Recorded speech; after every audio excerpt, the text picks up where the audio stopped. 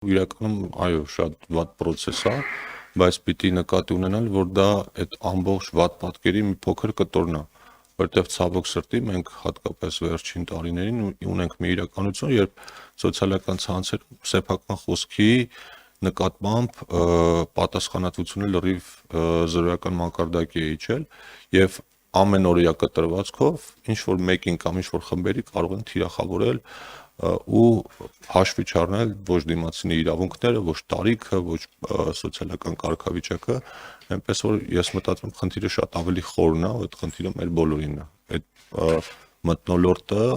համատարած ատելության խոսքի, արհամարանքի, անգամ որոշ դեպքերում անգամ թշնամանք տարածելու պիտի բոլորս միասին դրա դեմ պայքարենք, հետո իմ կարծիքով նաև լրագրողները այստեղ բավականին մեծ գործ ունեն անելու։ Չմոռանաք հավանել տեսանյութը և բաժանորդագրվել Civic AM-ի YouTube-յան էջին։